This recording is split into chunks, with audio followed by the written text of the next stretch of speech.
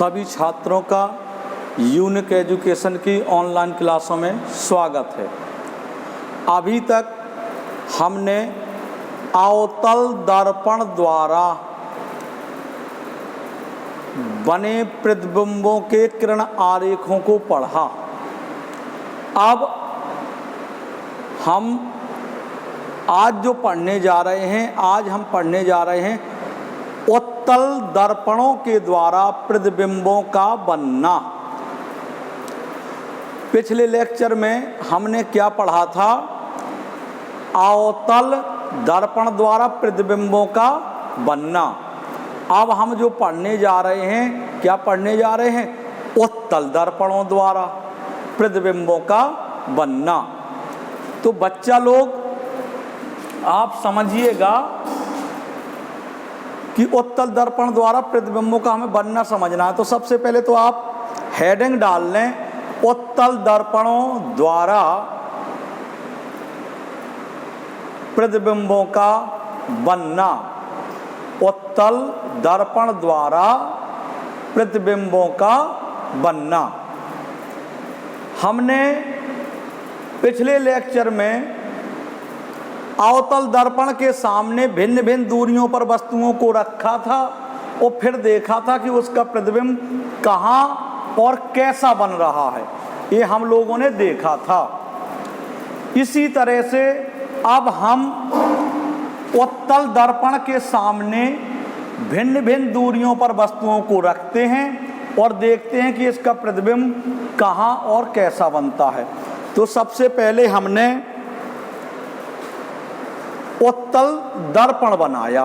देखो ये उत्तल दर्पण है, इसकी धसी हुई सतह पर कलई या पॉलिश कर दी और उभरी हुई सतह को चिकना और चमकदार बना दिया। ये उत्तल दर्पण का क्या है रे बाबा? ध्रुव P। और ये इसकी क्या है? मुख्य अक्ष है, ये इसकी मुख्य अक्ष है। और ये क्या है? फोकस F और ये वक्रता केंद्र C। अब हमने कोई वस्तु ली और वक्रता केंद्र के बाहर रखी। तो जब हम वस्तु वक्रता केंद्र के बाहर रखे हैं तो वस्तु से किरण चलेगी। देखो ये किरण जा रही है, शुरू में ये किरण जा रही है, यहाँ दर्पण पर पड़ेगी, ये मतलब आपतित होगी और परावर्तन के पश्चात ये उसी दिशा में वापस लौट जाती है। लौट गई और ये देखो कहाँ से आती हुई प्रतीत हो रही है। देखो ये इधर से फोकस F से आती हुई प्रतीत हो रही है। ये फोकस F है, ये आती हुई प्रतीत हो रही है। अब एक अन्य दूसरी किरण जाती है, कहाँ से होकर के गुजरती है? वक्रता केंद्र से होकर के गुजरती है और उसी मार्ग से वापस लौट आती है, क्योंकि नियम ही है कि जो किरण वक्रता केंद्र से होकर के जाएगी परावर्तन के पश्चात उसी मार्ग से वापस लौट आएगी। तो ये लौट गई। लेकिन ये देखिए कि ये किरणें मिल कहाँ रही हैं? इधर मिल रही हैं। इधर मिली तो इसका प्रतिबिंब कहाँ बन जाएगा वस्तु का? यहीं पर। चूंकि ऊपर मिल रही हैं तो वस्तु का सिर कहाँ को होगा? ऊपर को। तो प्रतिबिंब कैसा बना? सीधा। और सीधा होगा तो कैसा हो गया? आभासी। तो आभासी और सीधा बना। और आप देख रहे हैं कैसे बनता है। वस्तु वक्रता केंद्र C के बाहर रखी थी आपने तो छोटा बनता है, छोटा बना, आभासी, सीधा और वस्तु से छोटा प्रतिबिंब कहाँ बनता है? P और F के बीच बनता है। कहाँ बनता है? P और F के बीच बनता है। आपने इस स्थिति में देखा। अब दूसरी स्थिति में देखिए, अब हम वस्तु को खिसका करके लाते हैं C और F के बीच। अब हम वस्तु को कहाँ रखते हैं? C और F के बीच। जहां आपका मन चाहे आप वस्तु को वहां रख लें, जैसे पिछले चित्रों में रखा था। तो अब हमारा मन हुआ कि हम वस्तु को C और F के बीच रखें, तो हमने वस्तु को C और F के बीच रख दिया। अब वस्तु से क्या हुई? किरण चली, दर्पण पर क्या हुई? आपतित, और परावर्तन के पश्चात उसी मार्ग में क्या हो गई? वापस लौट गई, ये गई। तो ये किरण कहाँ से आती हुई प्रतीत होती है? जैसे ये किरण फोकस F से आ रही हो, ये जो परावर्तित किरण हो गई ये वाली, ये कहाँ से आती हुई लग रही है, जैसे कि यहाँ से, मतलब फोकस एफ से आ रही हो, लग रही ना। और दूसरी किरण वक्ता केंद्र सी से चलती है, देखो ये गई वक्ता केंद्र सी से गई और उसी मार्ग से ये किरण क्या हो गई, वापस। तो ये दोनों किरण एक दूसरे पर कहाँ मिलती हैं, यहाँ मिली तो वस्तु का प्रतिबिंब यहीं बन जाएगा। और कैसा बनेगा, सीधा, सीधा है तो कैसा होगा, आभासी। तो आप देख रहे हैं कैसा बन रहा, वस्तु से छोटा बन रहा। तो हमने पहले वस्तु को यहाँ रखा था, वक्ता केंद्र सी के बाहर रखा था, तो प्रतिबिंब आभासी सीधा वस्तु से छोटा पी और एफ के बीच बना था।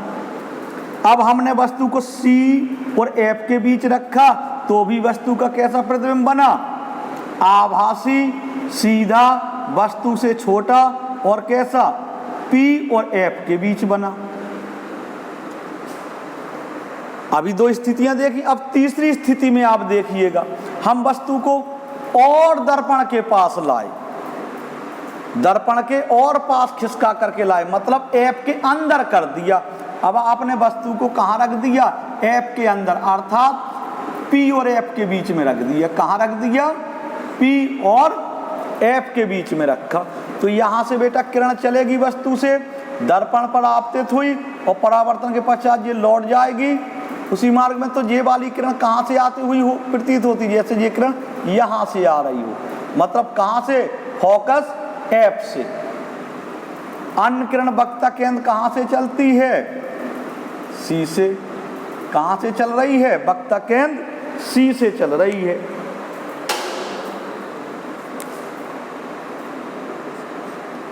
वक्ता केंद्र सी से चल रही है और उसी मार्ग से क्या हो जाती है, वापस हो जाती है परावर्तन के पश्चात। तो ये किरण कहाँ मिलती है, यहाँ पर।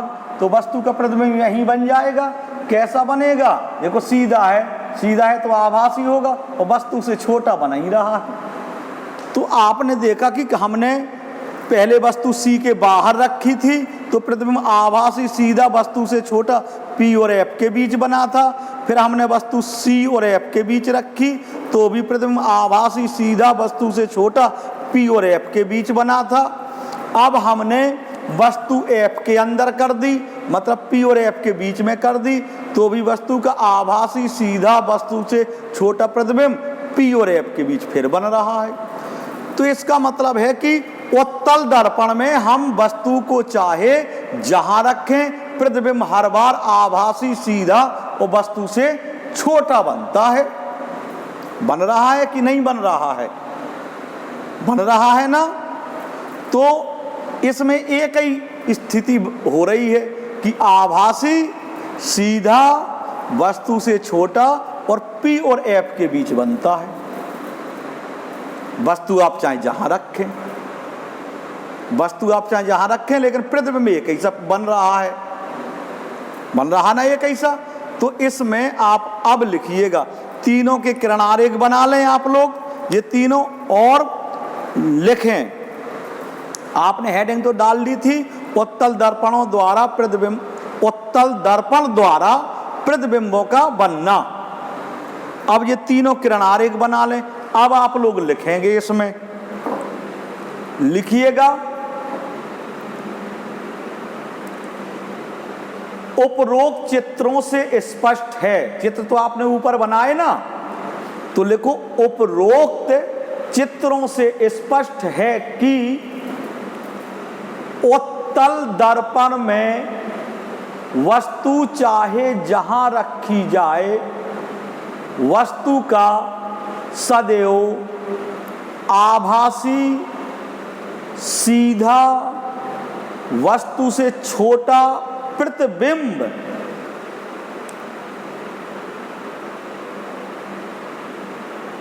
पी और एफ के बीच बनता। पी का मतलब है ध्रुव और एफ का मतलब है फोकस, अर्थात ध्रुव और फोकस के बीच बनता है। कैसा, आभासी सीधा वस्तु से छोटा प्रतिबिंब पी और एफ के बीच बनता है। आपने लिख लिया, उत्तल दर्पण में वस्तु चाहे जहां रखी जाए, वस्तु का सदैव आभासी सीधा वस्तु से छोटा प्रतिबिंब सदैव P और F के बीच बनता है। आपने लिख लिया होगा। अब आप चित्र भी बना लें।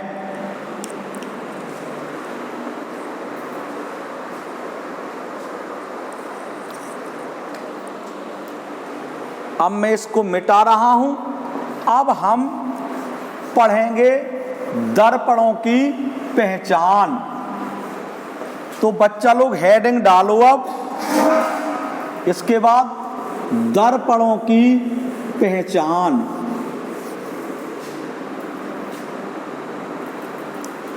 दर्पणों की पहचान दो तरह से की जा सकती है। देखो, ये आप जानते हैं, ये कांच है, इस पर एक तरफ कलई और पॉलिश कर दी, कलई और पॉलिश कर दी। अब वैसे तो आप मौखिक जानते हैं कि ये समतल दर्पण है। कौन सा दर्पण है? समतल दर्पण। लेकिन जहां समतल दर्पण, अवतल दर्पण और उत्तल दर्पण सब मिला दिए जाएं, फिर उनको आप कैसे पहचानोगे? तो देखो, पहचान करने के दो तरीके हैं। पहले तो आपने हेडिंग डाल ली, दर्पणों की पहचान। नंबर 1 डालें, स्पर्श करके। कैसा? स्पर्श करके। नंबर 1, स्पर्श करके, बाय टचिंग। अब कैसे पहचान करनी है देखिएगा। एक हम स्केल लेते हैं, मतलब पटरी लेते हैं, या कोई समतल पैमाना लेते हैं, और ये पैमाना उस दर्पण पर ऐसे लगाते हैं, ऐसे। तो देखो, ये पैमाना दर्पण को सब जगह से स्पर्श कर रहा है। देखो, पूरी जगह से स्पर्श कर रहा है। कहीं बीच में कोई जगह तो नहीं छूट रही है? नहीं। तो यदि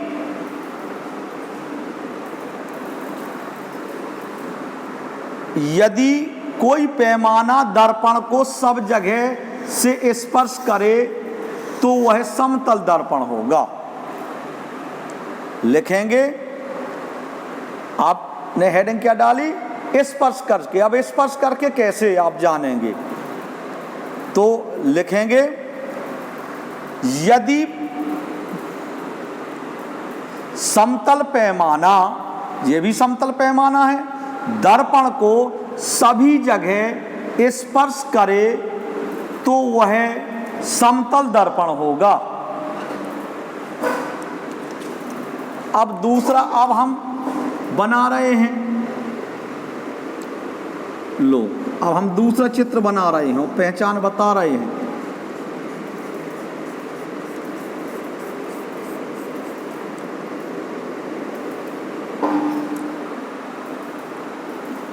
अब वैसे तो आप जान गए कि ये अवतल दर्पण है, लेकिन हम स्पर्श करके कैसे जानेंगे? तो हमने एक ये समतल पैमाना लिया और इस पर लगाया आपने, तो आप देख रहे ये पैमाना कहाँ, दर्पण को कहाँ स्पर्श कर रहा? केवल किनारों पर स्पर्श कर रहा। और बीच में देख रहे आप, ये क्या है? खाली जगह है। खाली जगह है कि नहीं है? तो यदि समतल पैमाना दर्पण को केवल किनारों पर स्पर्श करे और बीच में स्पर्श ना करे, अर्थात बीच में कुछ खाली जगह बनी रहे, तो कौन सा दर्पण होगा भाई? अवतल दर्पण होगा। चलो लिखो, मैं फिर लिखवा रहा हूं। यदि समतल पैमाना या स्केल, यदि समतल स्केल दर्पण को केवल किनारों पर स्पर्श करे और बीच में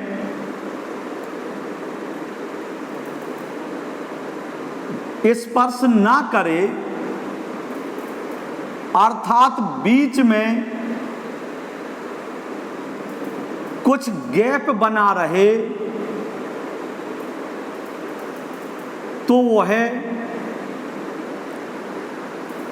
अवतल दर्पण होगा। अवतल दर्पण होगा। आपने पहचान लिया पैमाने के द्वारा, पैमाना लगाया आपने पहचान लिया। अब हम एक दूसरा दर्पण बना रहे हैं, देखो, और हमने इस पर क्या कर दिया, कलई या पॉलिश कर दी बेटा, कलई या पॉलिश कर दी। और हम पैमाना फिर लगाते हैं। पैमाना किस जगह लगाया जाता है, पॉलिश वाली जगह में। जिस तरफ पॉलिश होता है उस तरफ पैमाना नहीं लगाते, बल्कि हम परावर्तक तल की तरफ पैमाना लगाते हैं, क्योंकि परावर्तक तल से ही तो हम देखते हैं अपने आप को। तो हम पैमाना हमेशा परावर्तक तल की तरफ लगा। अब हमने इसकी परावर्तक तल की तरफ ऐसे देखो पैमाना लगा दिया जी, मीटर स्केल लगा दिया। तो आपने देखा कि यह मीटर स्केल जो है पैमाना, समतल पैमाना दर्पण को कहाँ स्पर्श कर रहा, केवल बीच में स्पर्श कर रहा। देखो ये बीच में स्पर्श कर रहा, क्या किनारों पर स्पर्श कर रहा है, नहीं स्पर्श कर रहा है। तो अपन समझ गए कि ये कौन सा दर्पण है, उत्तल दर्पण है। कौन सा दर्पण है, उत्तल दर्पण है। तो चलो लिखो, यदि मीटर स्केल या समतल पैमाना दर्पण को केवल बीच में स्पर्श करे और किनारों को स्पर्श ना करे तो वह उत्तल दर्पण होगा। कौन सा दर्पण होगा, उत्तल दर्पण। ये दर्पणों की पहचान हो गई। ये कैसे पहचान करते हैं हम, केवल छू करके, छू करके। ये हमने छुआ, पैमाना लगाया और जान लिया। अब दूसरी जो पहचान है वो है प्रतिबिंब देख करके। अब आप प्रतिबिंब देख करके पहचान करेंगे। प्रतिबिंब देख करके, बाई इमेज, प्रतिबिंब देख करके कैसे पहचान करनी है, जरा इस बात को समझिएगा। प्रतिबिंब देख करके, यदि हम दर्पण के सामने खड़े हो जाएं और प्रतिबिंब सदैव हमारे आकार के ही बराबर बने तो कौन सा दर्पण होगा, समतल दर्पण होगा। कौन सा दर्पण होगा, समतल।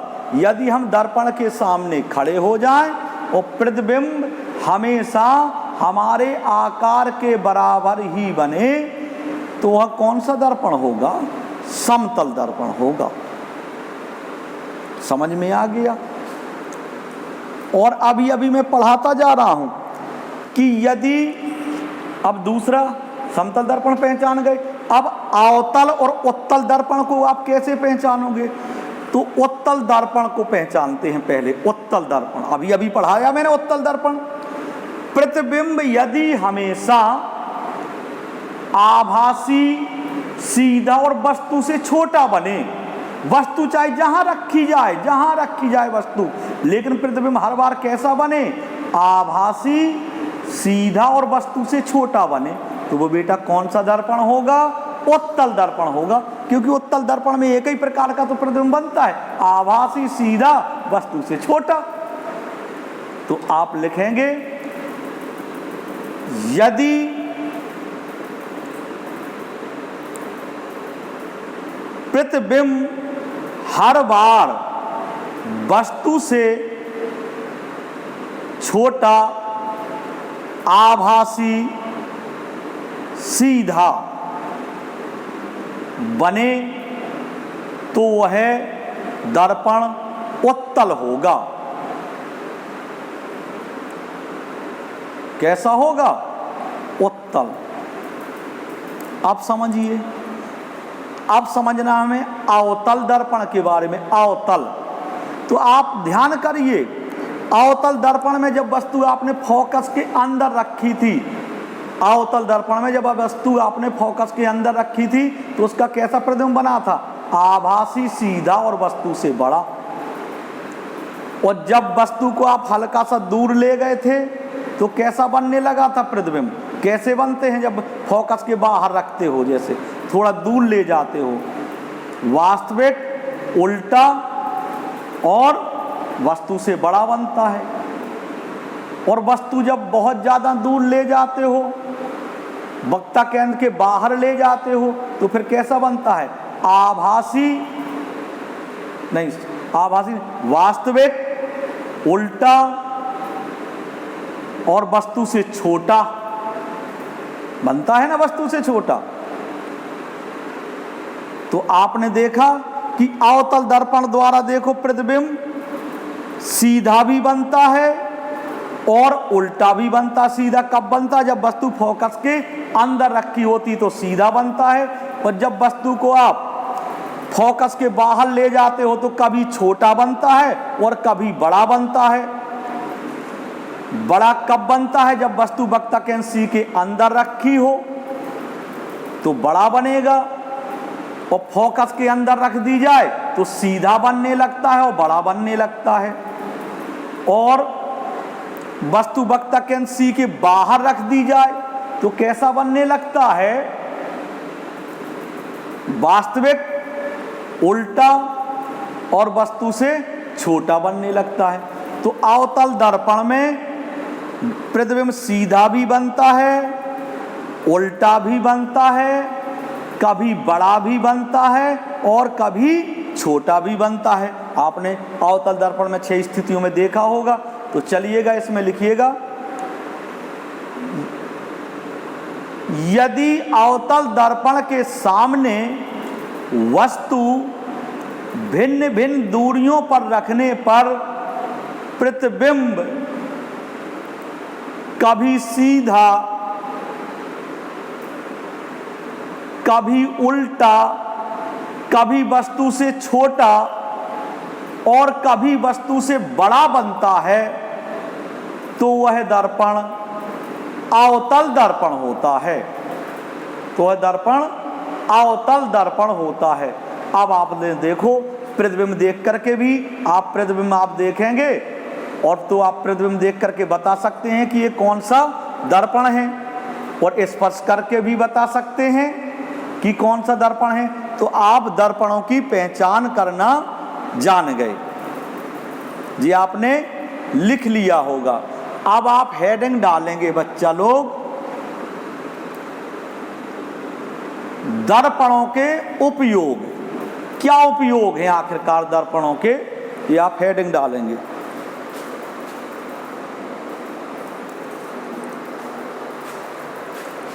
दर्पणों के उपयोग। तो चलिए लिखेंगे। अब इनको ज़्यादा समझाने की ज़रूरत नहीं है, समझाता भी जाऊंगा और आपको लिखवाता भी जाऊंगा क्या उपयोग है दर्पणों के। लिखेंगे नंबर 1, देखो भाई जो समतल दर्पण होता है इसका उपयोग चेहरा देखने में किया जाता है। तो लिखेंगे, हेडिंग डाल लिया आपने, दर्पणों के उपयोग। लिखें, समतल दर्पण का उपयोग चेहरा देखने में किया जाता है। आपने ऐसा लिखा।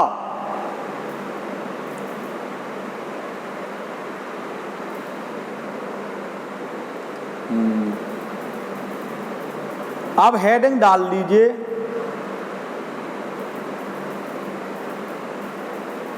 अवतल दर्पण के उपयोग। हम अब पढ़ेंगे किसके उपयोग? अवतल दर्पण के उपयोग।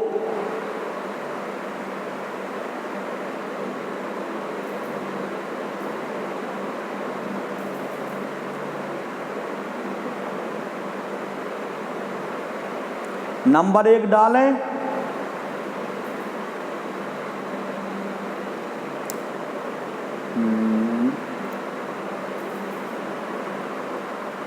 अवतल दर्पण का उपयोग हजामत बनाने में किया जाता है। हजामत का मतलब शेप बनाने में, दाढ़ी बनाने में अवतल दर्पण का उपयोग शेप बनाने में किया जाता है। नंबर 2 हेडिंग डाल लें। देखो अवतल दर्पण के द्वारा डॉक्टर शरीर के अंदरूनी अंगों को देखता है, जैसे नाक, कान, गला, ये सब अवतल दर्पण के द्वारा दिखाई देता है। क्यों? क्योंकि अवतल दर्पण किरणों को सिकोड़ देता है तो फोकस एक जगह पड़ता है, और जब एक जगह फोकस पड़ेगा तो वो चीज़ बिल्कुल क्लियर दिखाई देगी। जैसे आपने लाइट का फोकस देखा होगा, अपने जो घर गांव में लोग लाइट लेते हैं तो उसका फोकस जब एक जगह वो प्रकाश पड़ता है तो वहाँ की चीज़ बिल्कुल आपको क्लियर दिखती है। तो लिखें, अवतल दर्पण का उपयोग डॉक्टर लोग शरीर के अंदरूनी अंगों जैसे नाक, कान, गला आदि को देखने में किया जाता है।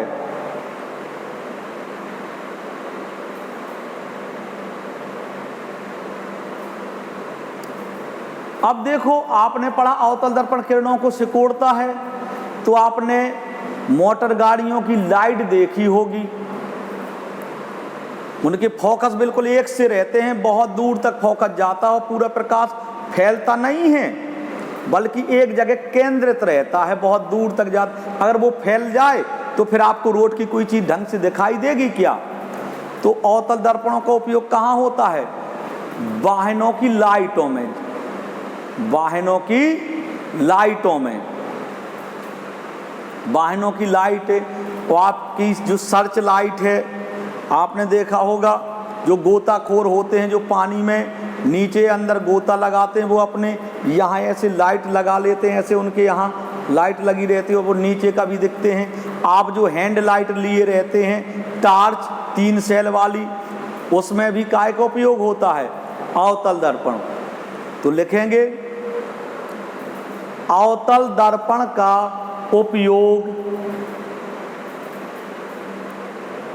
मोटर कारों, रेल के इंजनों, स्टीमरों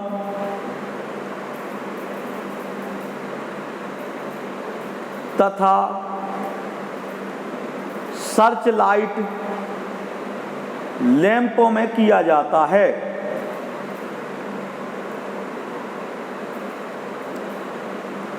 अगला नंबर लिखें, अवतल दर्पण का उपयोग खगोलीय दूरदर्शी में किया जाता है। अगला नंबर लिखें, अवतल दर्पण का उपयोग खगोलीय दूरदर्शी में किया जाता है।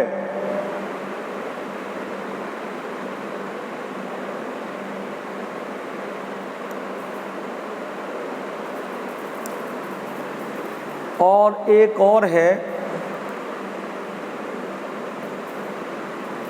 अगला नंबर डाल लें, अवतल दर्पण का उपयोग सर्च लाइटों में किया जाता है। वो सर्च नहीं, टेबल लाइटों में। आपने देखा होगा जो पढ़ने वाले स्टूडेंट होते हैं वो अपनी टेबल पर इस तरह से एक लाइट होती है, उसमें ढक्कन टाइप भी लगा रहता और ऐसे स्टैंड में वो फंसी रहती और ऐसे लगा लेते हैं और उसी को देख करके पढ़ाई करते हैं। क्यों? वो से बोलते हैं हम टेबल लैंप। और उसमें क्यों किया जाता है? क्योंकि पूरा फोकस आपकी किताब पर ही पड़ेगा। तो ऐसे वो लैंप, स्टैंड वाला लैंप लगा लिया और बस पढ़ते रहते हैं, तो आपकी किताब पर ही उसका मुख्य फोकस, पूरा फोकस पड़ेगा, तो किताब का आपको एक एक अक्षर दिखेगा। तो इसमें काय में अवतल दर्पण का उपयोग टेबल लैंपों के रूप में पढ़ाई लिखाई के लिए किया जाता है। अब आप हेडिंग डाल लें, उत्तल दर्पणों का उपयोग। उत्तल, अब हम पढ़ने जा रहे हैं, किसका उपयोग पढ़ने जा रहे हैं? उत्तल दर्पण का उपयोग। उत्तल दर्पण का उपयोग पढ़ने जा रहे हैं। तो उत्तल दर्पण क्या है? बहुत बड़े क्षेत्रफल में फैली हुई वस्तुओं को अपने अंदर समेट लेता है उत्तल दर्पण। तो ये कहाँ लगता है? देखिए, ये ट्रक वाले होते हैं, मोटर कार वाले होते हैं, ड्राइवर लोग अपनी सीट के पास में बगल में आपके देखा होगा, हर ड्राइवर के बगल में एक दर्पण लगा रहता है ना? तो वो उसी दर्पण में देख लेता है कि पीछे से कौन सा वाहन आ रहा है, पीछे से कौन सी चीज आ रही है, क्या है पीछे। तो ये ड्राइवर के सीट के बगल में लगा रहता है, आपने देखा भी होगा, बड़े वाहनों में भी लगा रहता। आपके मोटरसाइकिलों में भी वो दर्पण जो लगे रहते हैं दो, वो भी कौन से दर्पण होते हैं, उत्तल दर्पण। आप उन दर्पणों से देखो तो मोटरसाइकिल पर बैठ जाओ और उन दर्पणों में आप देखो तो पीछे की हर चीज दिखाई देगी कि आपके पीछे कौन सा वाहन आ रहा है, और हर चीज अगल बगल की भी चीजें दिखाई देती हैं, खेत खलिहान दिखाई देते हैं, सब कुछ उसमें आ जाता, सब कुछ दिखाई देता है। तो लिखेंगे आओ उत्तल दर्पण का उपयोग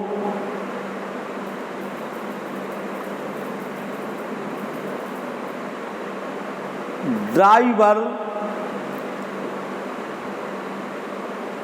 अपने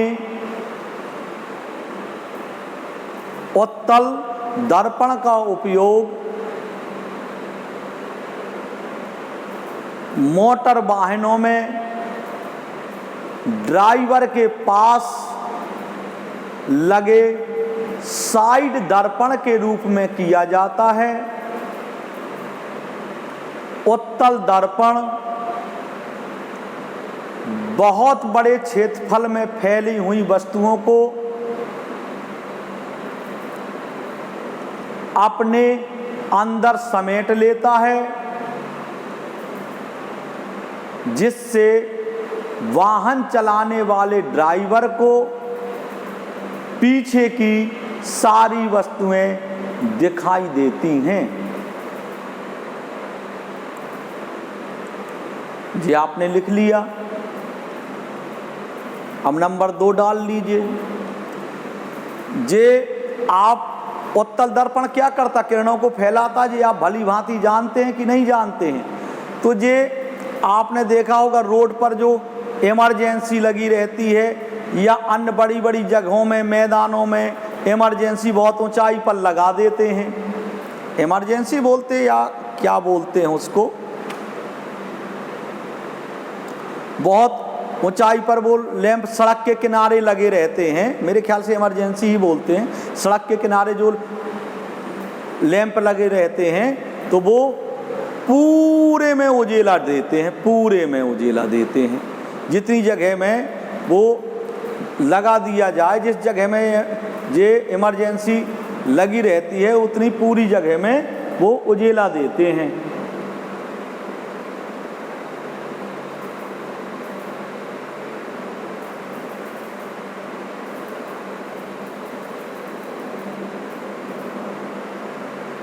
तो लिखेंगे उत्तल दर्पण की सहायता से गली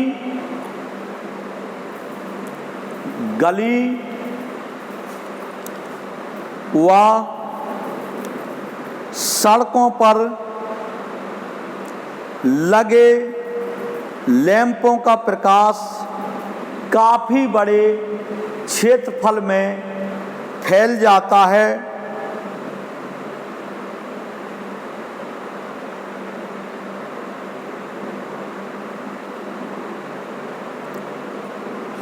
अर्थात उत्तल लेंसों का उपयोग सड़क के किनारे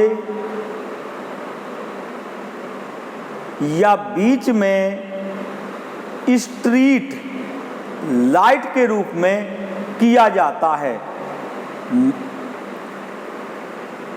वो मैं इमरजेंसी नाम बता रहा था, इमरजेंसी नहीं भाई, मरकरी बोलते हैं। आपकी मरकरी लगी रहती हैं, गांव घर में लगी रहती हैं, खेल कूद के मैदानों में लगी रहती हैं, सड़क के किनारे लगी रहती हैं। तो मरकरी का आपने देखा होगा उजेला चारों दिशाओं में फैल जाता है। क्यों फैलता है वो? क्योंकि उत्तल दर्पण किरणों को फैलाता है। तो उत्तल दर्पण का उपयोग अभी और अगला नंबर बना करके लिख लें। उत्तल दर्पण का उपयोग मरकरियों के रूप में किया जाता, मतलब मरकरियों में किया जाता है।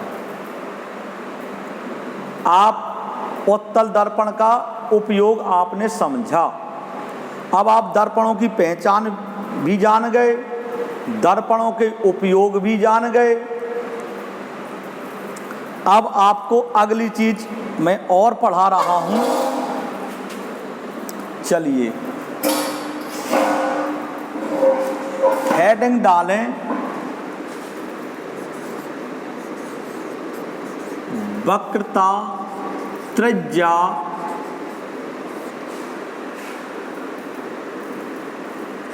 तथा फोकस दूरी में संबंध, फोकस दूरी में संबंध। अब मैं आपको सूत्र भी लिखवा रहा हूं, बता रहा हूं कि वक्रता त्रिज्या, वक्रता त्रिज्या बोले तो भाई क्या आर, और फोकस दूरी बोले तो क्या एफ। फोकस नहीं, फोकस को लिखते हैं कैपिटल एफ से और फोकस दूरी को लिखते हैं स्मॉल एफ से। और वक्रता त्रिज्या को काहे से लिखते हैं, आर से बताया हुआ था। तो वक्रता त्रिज्या तथा फोकस दूरी में संबंध अर्थात आर और एफ में संबंध। देखो आर और एफ में क्या संबंध है। एक हमने अवतल दर्पण बनाया, कलैया पॉलिश कर दी, दर्पण बन गया, ये इसका ध्रुव हो गया P, और ये क्या हो गई रे बाबा, मुख अक्ष। ये क्या है आपकी मुख अक्ष। इधर ये क्या है F, और ये क्या है वक्रता केंद्र C। ये वक्रता केंद्र C है। तो आप ये जानते हैं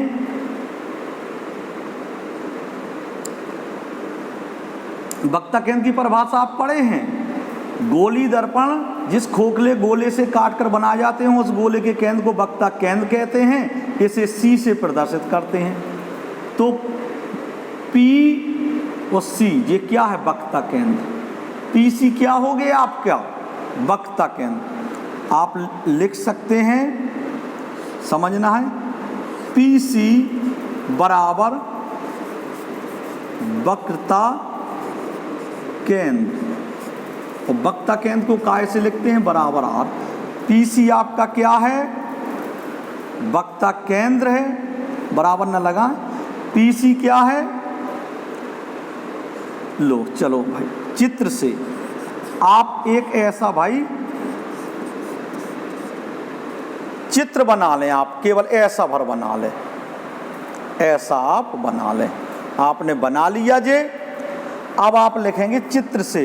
तो PC क्या है, ये PC क्या है वक्रता केंद्र है। वक्रता केंद्र से काय से लिखते हैं R से। और PF क्या है, PF क्या है आप जानते हैं, देखो परिभाषा पढ़ी थी, ध्रुव से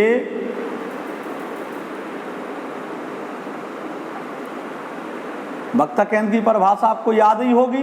गोली दर्पण कांच के जिस खोखले गोले से काट करके बनाए जाते हैं उस गोले के केंद्र को वक्रता केंद्र कहते हैं। तो वक्रता केंद्र तो ये है, तो PC क्या हो गया वक्रता केंद्र, इसे R से लिख दिया।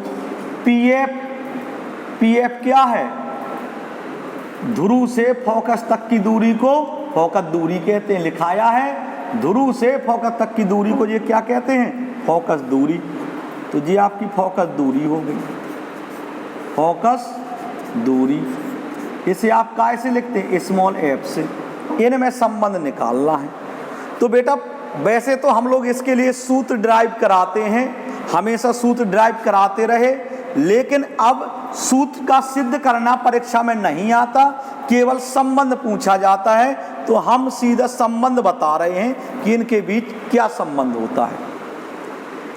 P और C के ठीक बीच में F होता है, P और C के ठीक बीच में F होता है। मतलब F से C जितनी दूर होगा उतना ही F से P दूर होता है। मतलब एफ क्या है, ठीक बीच में है। क्या है, ठीक बीच में होता है एफ। तो यदि हमें एफ की माप निकालनी है, पी एफ निकालना है, तो आप ये पूरा लिखो और उसका आधा कर दो, बटे 2 कर दो, क्योंकि जब ये बीच में है तो ये पूरे का ये क्या होगा, आधा होगा। पी और सी के ठीक बीच में क्या है, एफ बीच में है। तो अगर हम कहें कि पी सी कितना होगा, तो पूरा लो पी सी। पी एफ कितना होगा, ये देखना पी एफ कितना होगा, तो पूरा पी सी लो, उसका आधा कर दो जी। आधे ही में तो है, आधे पर आधे का मतलब ठीक बीच में बना है। तो देखिए पी एफ निकालना है बेटा, पी एफ मार्कर कम चल रहा, मार्का बदल लूं।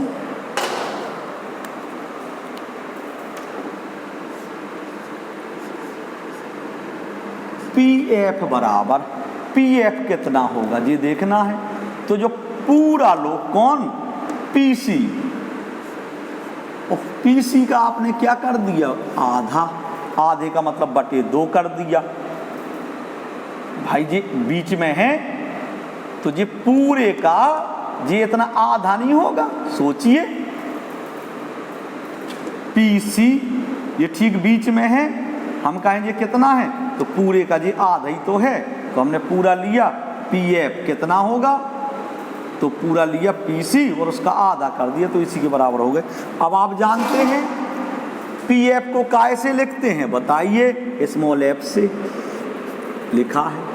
और पी सी क्या है, स्मॉल आर बटे 2। ये संबंध निकल आया पी एफ। अतः क्या सीखे अपन लोग, एफ बराबर आर बाई 2। एफ क्या है, स्मॉल एफ फोकस दूरी, और आर क्या है, वक्र त्रिज्या, और बटे में उसके क्या है 2 का मतलब आधी।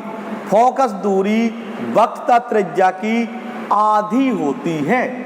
फोकस दूरी वक्र त्रिज्या की क्या है, आधी होती है। चलिए लिख डालिए, इसको उतारिए, पूरे को आपने पूरे को उतार लिया।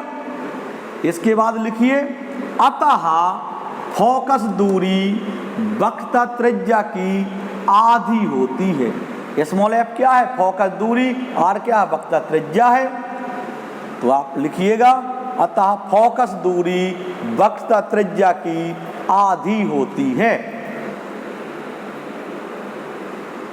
आप इसको ऐसा नहीं लिखना चाहते तो आप इसको दूसरी तरीके से लिख सकते। चलो दूसरा भी बता रहा हूं। हर जगह नीचे क्या होता, एक होता ना, कैंची गुणा कराइए। देखो जैसे ये एफ है, इसके नीचे क्या होगा, एक होगा, कैंची गुणा कराइए। आर का गुणा 1 में किया तो क्या आएगा, आर बराबर 2 का गुणा एफ में कराएंगे तो क्या आ जाएगा, 2f। ऐसे भी हो सकता है, ये मैंने समझाने के लिए लिखा था।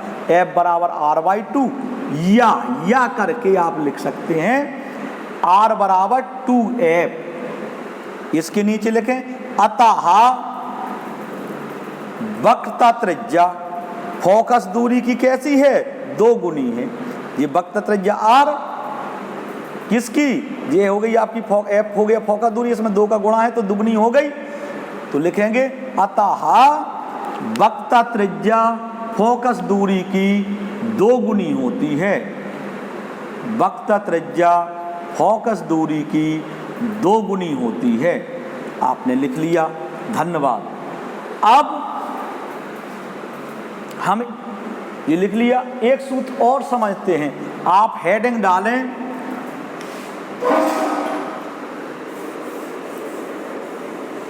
यू वी एफ में संबंध। यू वी कौन सी भी, यू वी वाली भी, यू वी वाली भी, यू वी एफ में संबंध। मतलब किस में संबंध, यू ऐसे बनाएंगे, बनाने पर गौर करना, वी ऐसे बनाएंगे, एफ ऐसे बनाएंगे।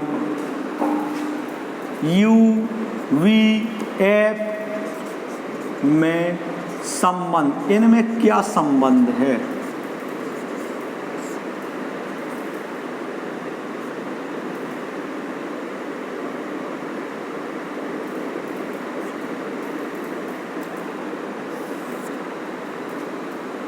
मैं देख लूं भाई वीडियो बन रहा नहीं बन रहा।